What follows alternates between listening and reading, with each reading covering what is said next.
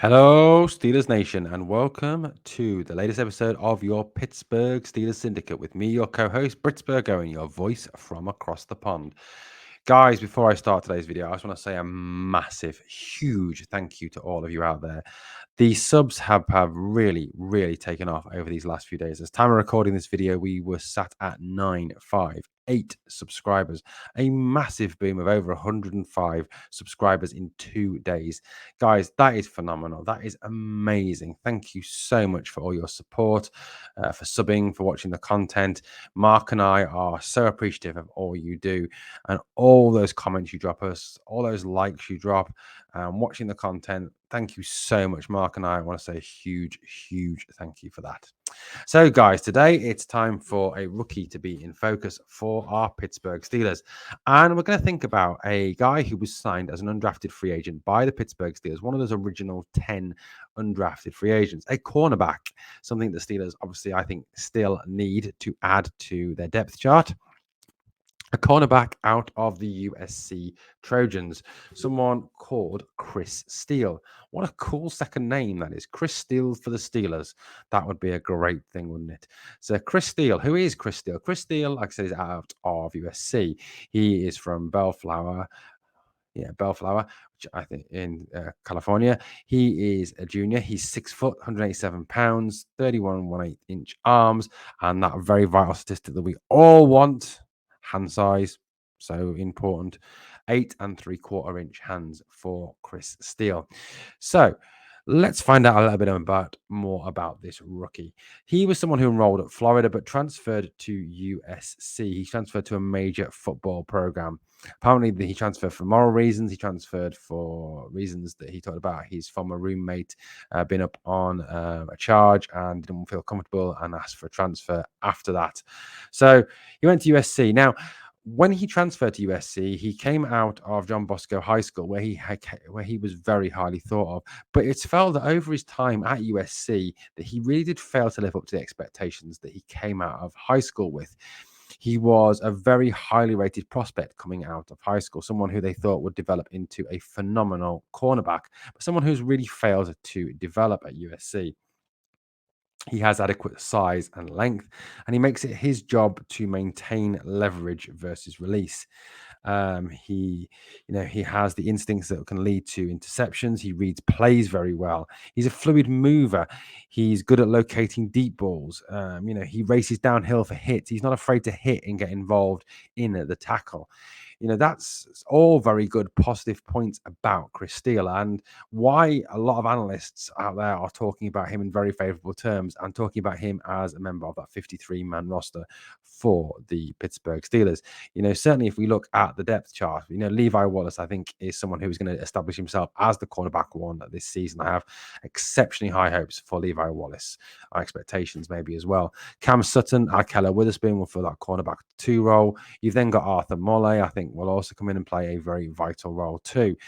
Therefore, you've then got perhaps 1 slot, stroke 2 slots up for grabs between Chris Steele, James Pierre, Justin Lane, for example. Now, for me, just that fight for a 5th spot, for a 6th spot, sorry. Yeah, 6th spot. If there is 6 spots, is between James Pierre and Justin Lane. Justin Lane has never really lived up to what he was coming out of college. He's not a quality. He's not, he's never really been able to convert into the zone way of doing things. He's more a man coverage kind of guy, and that's something that Steelers not going to change to. That I don't think it benefits Lane. Lane is not developing the way we wanted him to, and I think that his days at the Pittsburgh Steelers are numbered. James Pierre was, of course, an undrafted free agent who started the season very well last year, but then got burned on a fair few plays and was very quickly removed from the lineup. So that very much can sort of create that possibility for Chris Steele that he could slip into that secondary, depending on how many cornerbacks the Pittsburgh Steelers take this year into that 53-man roster. But he's certainly someone who shows great potential. Let's have a look at his stats. So he obviously played 3 years at USC in the Pac-12, all at cornerback. In his first year in 2019, he played 12 games. He recorded 25 solo tackles, 10 assisted tackles, 35 total, 1 for a loss. He had 5 passes defensed and 1 fumble recovery. Going into 2020, he played only 6 games, missed some games due to injury, 18 solo tackles, and he had an 8 assisted, which gave him 26 tackles, 1 interception, 3-yard return, and he had 4 passes defensed. In 2021, 11 games he played, 19 solo tackles, 14 assisted, which gives 33, 2 for tackles for a loss, 1 sack, 2 interceptions, and 3 passes defense. Career-wise, that's 62 solo tackles, 32 assisted, which gives him 94 total tackles, 3 tackles for a loss, 1 sack, 3 interceptions, which, is not particularly impressive over 3 years. That's 1 a year. Passes defense 12 and fumble recoveries 1. But that sort of ties into what the message is about Chris Steele and about the fact that he's failed to live up to expectations coming, in his time at USC. Before anybody writes him off as saying, oh, well, that's a disaster, isn't it? He's failed to live up to expectations. His stats aren't great. The Steelers wouldn't have, signed him as a free agent if they didn't see some potential in him and something that could be coached, something that could be developed through coaching. Steelers are very lucky in the fact they have some very good coaches. If you look at some of his development points, his coaching points, I prefer to call them that rather than weaknesses, which a lot of the draft sites called it. One of the things that was picked up was he needs to play with his feet rather than his hands. It's felt that he's more sort of getting into that, of course, pass interference. He's more into trying to battle and track with his hands rather than actually using his feet to get positioning. So that's a technique thing, something that can certainly be worked on by the Steelers secondary coaches.